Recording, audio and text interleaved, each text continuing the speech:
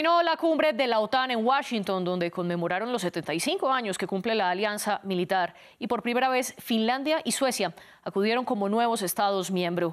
Al cierre de la reunión, los líderes respaldaron de manera unánime a Ucrania para que siga lo que llamaron el camino irreversible a ser parte de la OTAN. Una insistencia retórica con la que intentan blindarse ante una eventual victoria de Donald Trump en la presidencia de Estados Unidos.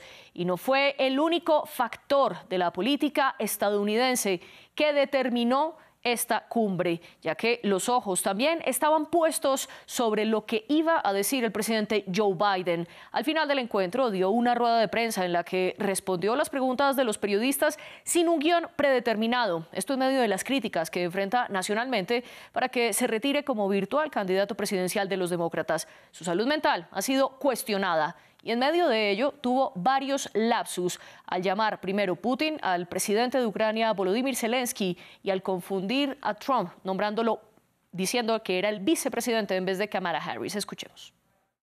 Y ahora quiero darle la palabra al presidente de Ucrania, que tiene tanto coraje como determinación. Señoras y señores, el presidente Putin. Presidente Putin. Voy a derrotar al presidente Putin. Presidente Zelensky, estoy muy centrado en derrotar a Putin.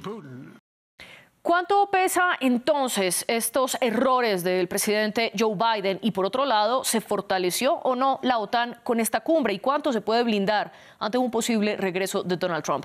Es lo que discutimos en el debate de hoy. Para eso, desde Washington, nos acompaña Román de Ortiz, analista de seguridad y defensa del Centro de Seguridad Internacional de la Universidad Francisco de Vitoria. Y en Buenos Aires está Agostina Dazo, analista de seguridad internacional, especializada en seguridad regional en América Latina, política exterior y política nuclear. Gracias a los dos por acompañarnos y a nuestra audiencia. Les recuerdo que pueden dejar sus comentarios con el hashtag #ElDebateF24. También pueden escucharnos a través de su plataforma favorita de podcast. Román Ortiz, bienvenido. Comienzo con usted y empecemos por hablar de estas equivocaciones de Joe Biden. Él afirmaba que él estaba en condiciones absolutamente notables para ser el candidato demócrata. ¿Cuál es su opinión al respecto? Hombre, yo creo que el presidente Biden está tratando de dar la mejor imagen posible después de todas las críticas que se han suscitado a partir de su desempeño tan malo en el debate que tuvo con Donald Trump.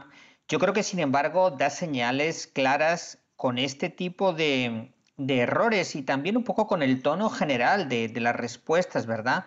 De que es un hombre al que la edad le está afectando mucho. Es decir, y yo creo que digamos que uno no puede entrar en una carrera presidencial tratando de demostrar que está en condiciones físicas para correrla. Lo que está en juego es suficientemente importante como para que uno tenga que partir de la base de que desde el principio está en condiciones sin que eso se cuestione. Entonces, entrar en ese tipo de discusiones en las que está teniendo que entrar por la cantidad de errores y problemas de desempeño que está teniendo, es de alguna manera una demostración en sí misma de que no está en condiciones para presentarse a la presidencia, ¿verdad?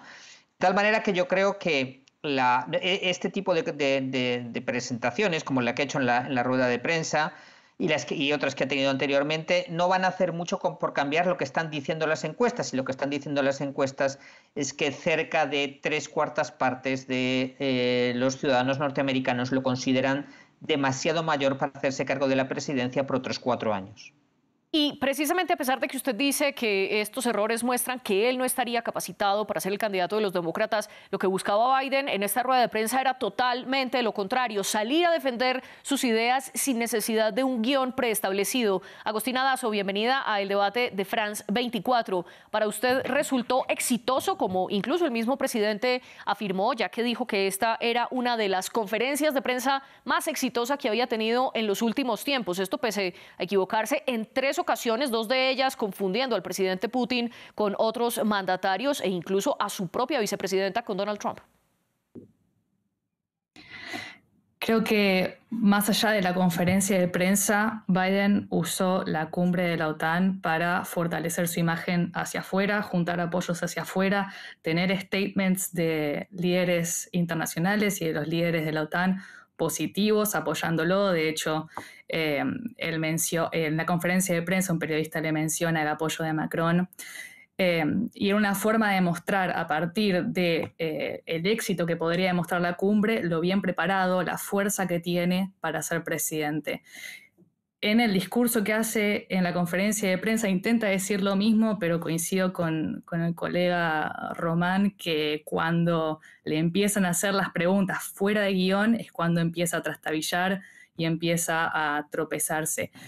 No creo que esto cambie las encuestas, pero sí proyecta una cierta imagen de que en Estados Unidos hay un compromiso de fortalecer a la OTAN, de fortalecer a Occidente, en contraposición a cuestiones que podría hacer Trump. Por eso Biden en el discurso, en la conferencia de prensa, se agarra bastante de cosas que dijo Trump durante la campaña y que también hizo durante su presidencia con respecto a la seguridad europea. En ese sentido creo que hay un doble mensaje, hay un mensaje de fortaleza porque la cumbre en líneas generales es positiva y es propositiva y va a mandar ayuda a Ucrania y compromete paquetes de defensa, asistencia militar, incluso de armas que van a ser enviados a Ucrania y muestra fuerza y muestra una alianza transatlántica fuerte, pero a nivel interno y con estos traspiés que tiene cada vez que hace una conferencia de prensa, cada vez que habla en público, no creo que llegue a cambiar lo que le están pidiendo dentro del Partido Demócrata y los donantes del Partido Demócrata. Usted habla entonces de esta situación de doble filo, porque por un lado afirma que Estados Unidos se ha fortalecido en esta cumbre de la OTAN frente a los otros 31 miembros de la organización, pero que respecto a la política interna estadounidense podría salir debilitado, especialmente después de estas fallas. Quiero preguntarle a Román al respecto, sobre todo teniendo en cuenta que ya vienen las elecciones presidenciales en Estados Unidos. Donald Trump, cada vez que Biden se equivoca, aprovecha para hacer campaña y atacar a este candidato, e incluso su discurso también ha variado para atacar a la vicepresidenta Kamala Harris, a la que muchos medios de comunicación postulan como una posible sustituta de Biden. ¿Qué tanto peso tiene esta política interna, esta pugna entre Biden y Trump respecto a la OTAN? Hombre, yo creo que hay dos aproximaciones distintas entre los dos candidatos a la Alianza Atlántica. Dos aproximaciones distintas que lo que sí es cierto es que abordan algunos problemas que son comunes. Es decir, yo creo que hay un consenso generalizado en los Estados Unidos, por otra parte basado en datos, que durante muchos años los europeos no han estado aportando suficiente a la defensa colectiva. Eso ha cambiado recientemente. En el 2015 la Alianza Atlántica acordó llegar al 2% del Producto Interno Bruto cada uno de sus miembros de gasto en defensa. Eso no se consiguió nada más que lo hicieron 2 o 3 países hasta la fecha hasta la invasión rusa de febrero del 2022 de Ucrania, pero en este momento de 32 miembros, 23 ya están gastando el 2% o más, y hay algunos más que en los próximos meses van a alcanzar esa cifra.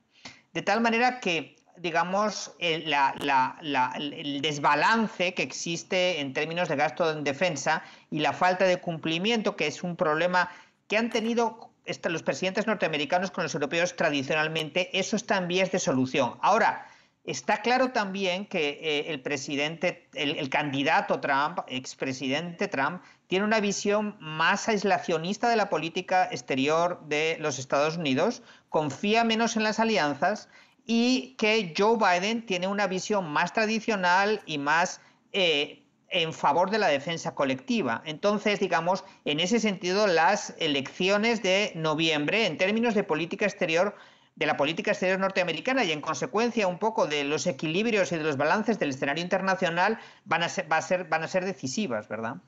Y sobre todo quiero preguntarle a Agustina qué tan decisiva es la postura de Estados Unidos, ya Biden o Donald Trump a la cabeza, frente a las decisiones que toma la OTAN y sobre todo lo vemos respecto a Ucrania. ¿Qué significa para usted el hecho de que en esta cumbre de la OTAN hayan mostrado ese Ukraine Compact o ese pacto con el que pretenden respaldar mucho más a Ucrania, prometen más defensa antiaérea y además hablan de su camino irreversible a la membresía de la OTAN una vez el país cumpla con todas las condiciones? ¿Cómo entender esto a la luz de las elecciones de Estados Unidos?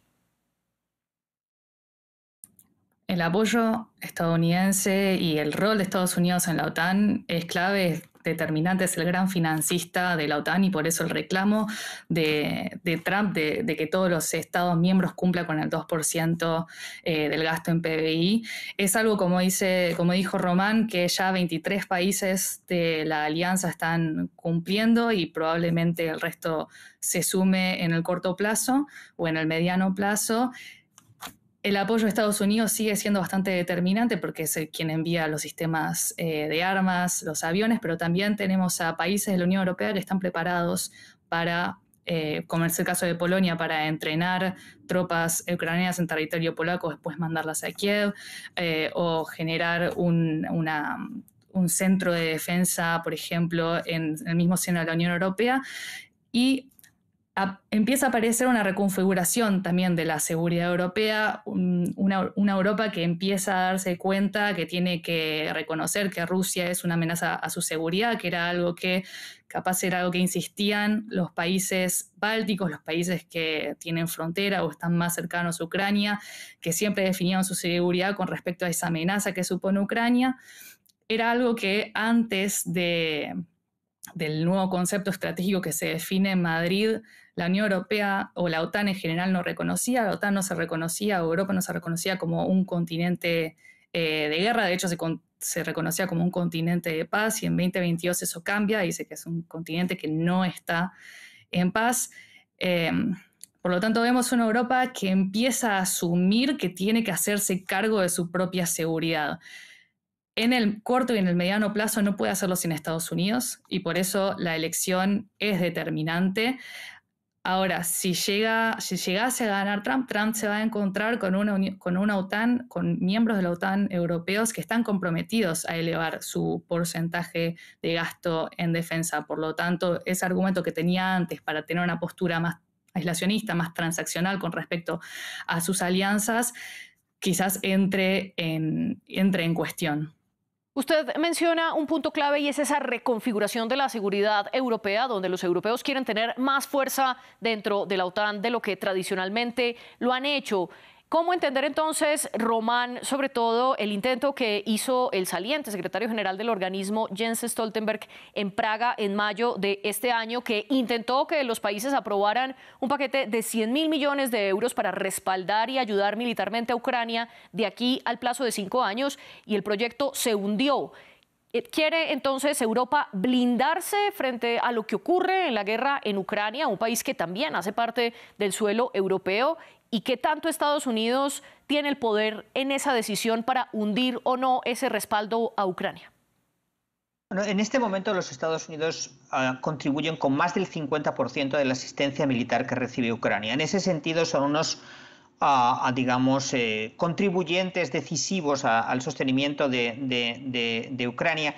Y quiero subrayar que no estamos hablamos del 50% en términos del equipo militar, del valor del equipo militar, pero me parece que hay una serie de intangibles que son críticos para que Ucrania resista. Déjeme que mencione uno, por ejemplo, la inteligencia. Es decir, los Estados Unidos están alimentando con inteligencia las Fuerzas Armadas ucranianas. No hay ningún país europeo que tenga la capacidad para reemplazar a los Estados Unidos en esa función.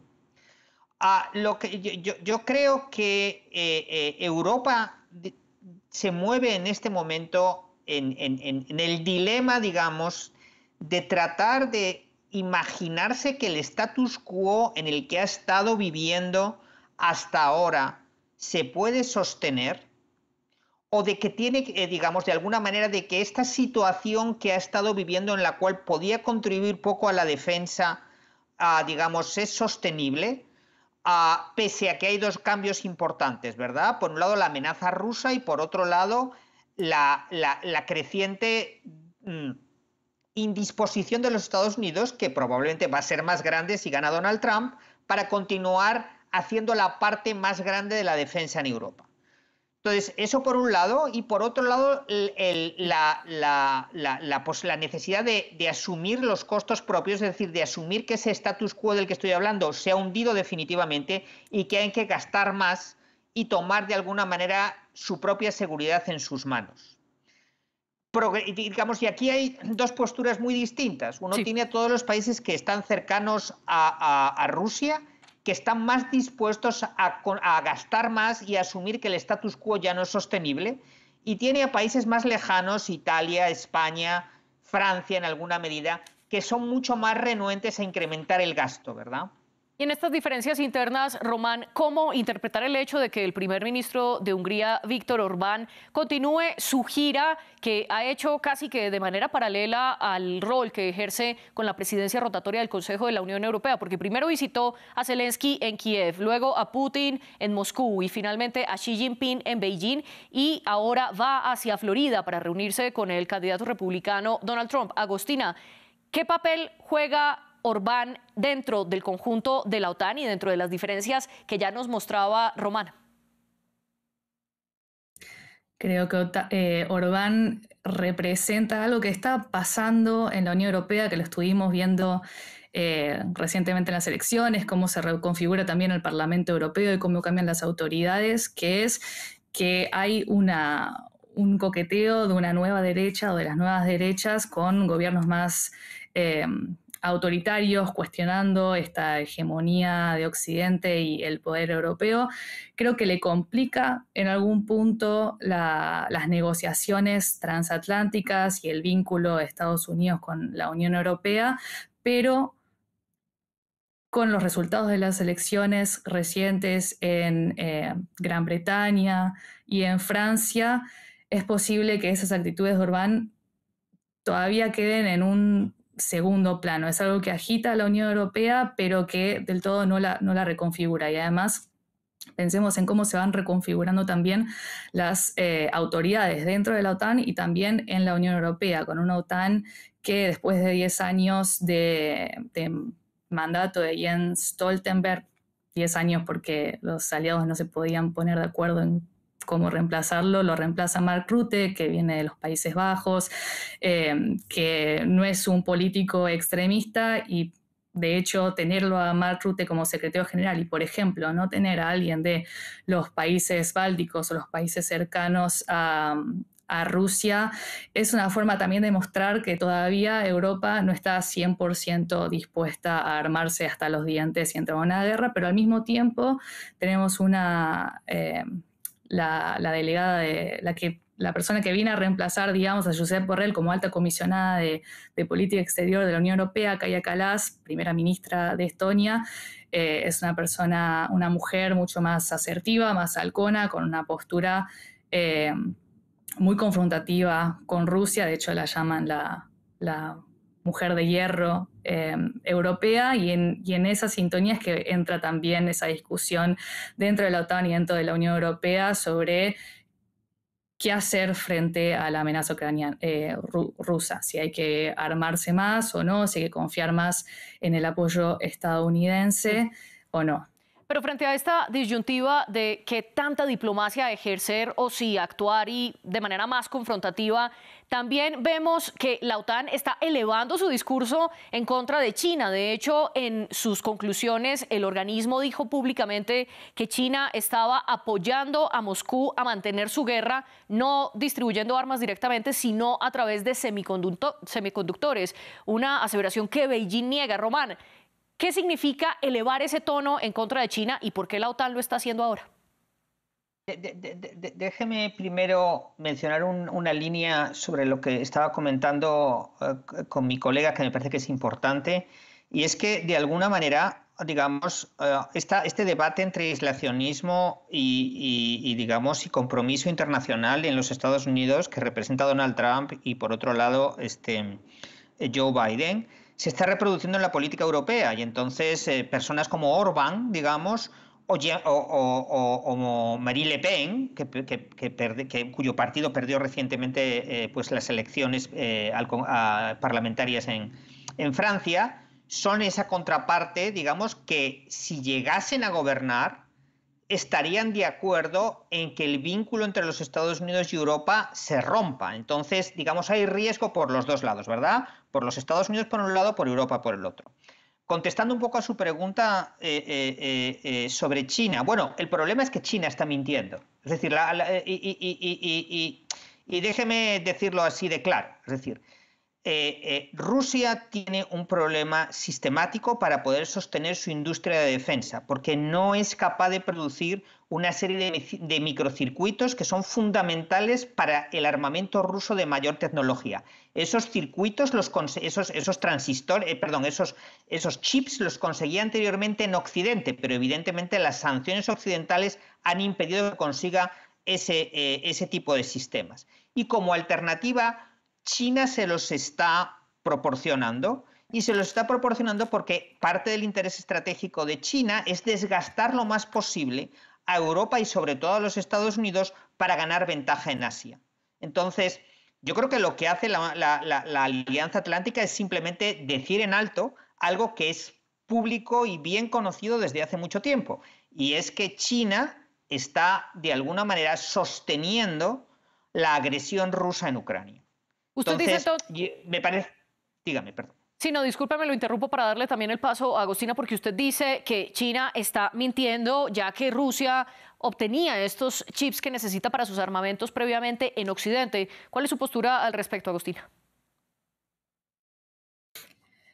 Me parece que la declaración de la OTAN de decir que China es, digamos, de alguna manera habilitadora de la guerra por parte de Rusia en Ucrania, de algunas maneras como la mecenas también de cómo Rusia hace la guerra y de sostener el sistema de defensa ruso, nos está diciendo algo muy interesante sobre cómo se empieza a solapar la seguridad europea con la seguridad en Indochina, que es algo que también viene empujando Estados Unidos frente a la OTAN, que no queda del todo claro, ¿no? Porque hasta hace algunos años la OTAN un poco seguía el paso de Estados Unidos. Cuando Estados Unidos fue a Afganistán, la OTAN fue a Afganistán. Cuando hubo que ir a Irak, había que ir a Irak.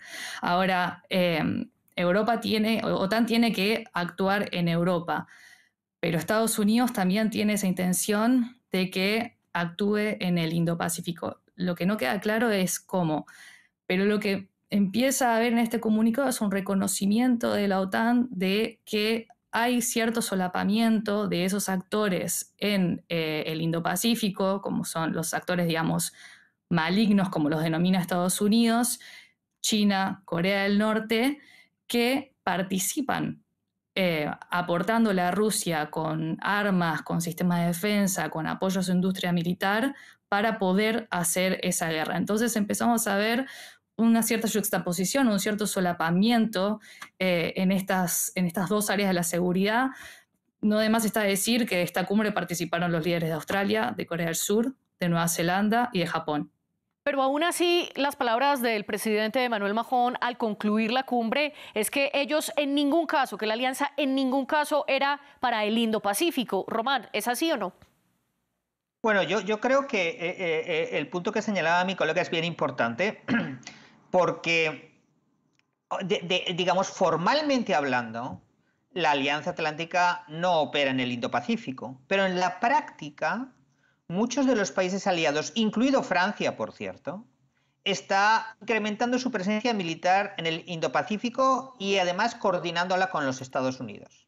Y este es un punto importante porque uno de los, digamos, reclamos que tienen los Estados Unidos es que efectivamente los europeos no solamente no contribuyen lo suficientemente a la defensa, sino que además cuando los Estados Unidos han tenido que intervenir en otras partes del mundo se han quedado por fuera. Eso fue nítido en el caso de Irak en el 2003, pero luego en Afganistán la contribución europea, sobre todo en los años más cuando la campaña se alargó, se redujo mucho.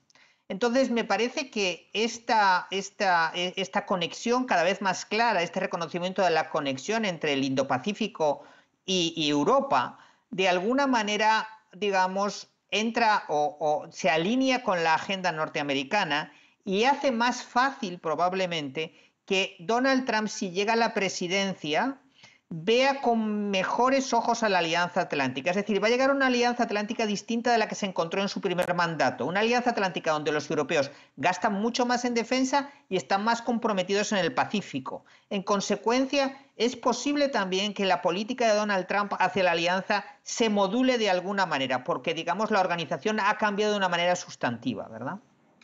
Y frente a esto, también les quiero preguntar por una de las críticas que ha recibido la OTAN al fijarse más en lo que pasa en Ucrania y ha sido criticada por dejar de lado lo que ocurre en Medio Oriente. ¿Cómo explicar esto, Agostina?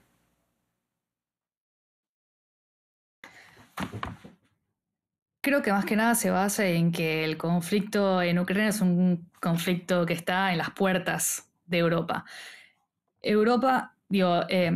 La OTAN mira más hacia el conflicto de Ucrania como un conflicto a su propia supervivencia, y lo que pasa en el conflicto de Medio Oriente, Europa, a nivel de reconfiguración de los partidos políticos, de las alianzas, de las ideologías que están dentro de los países europeos, tenemos partidos que se enfocan más en la visión más humanitaria de ese conflicto y que han sido muy críticos del rol de Estados Unidos y de lo que está haciendo Israel contra la población palestina.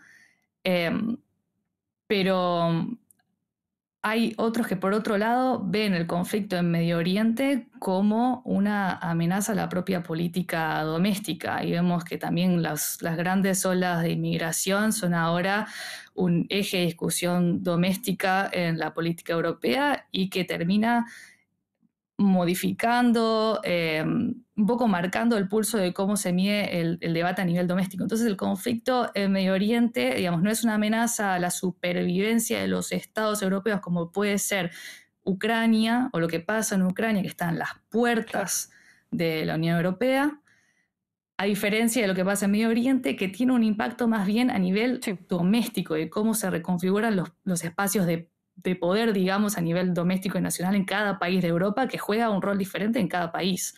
Y para concluir, discúlpeme que la interrumpe, Román, en menos de 30 segundos, ¿para qué sirvió entonces esta cumbre? Hombre, sirvió sobre todo para, digamos, dos cosas. Para presentar una alianza, digamos, que puede de alguna manera mantenerse vigente, que tiene vigencia en el futuro, digamos, tanto por el apoyo a Ucrania como por la conexión con el Indo-Pacífico, y de alguna manera también para garantizar que la ayuda a Ucrania se va a mantener en el futuro. Agostina, ¿qué idea suma usted a esto, muy brevemente? Creo que era una forma de decir que la OTAN está preparada para recibir a Ucrania siempre y cuando la guerra esté por terminar o haya terminado, que la alianza está fuerte y que van a seguir aumentando los apoyos a Ucrania. Fue un mensaje para Rusia, pero también fue un mensaje para China. Agostina Dazo y Román Ortiz, gracias por acompañarnos en el debate y gracias también a las productoras de este programa, Laura Garzón y Tania Herrera. Ustedes sigan con nosotros.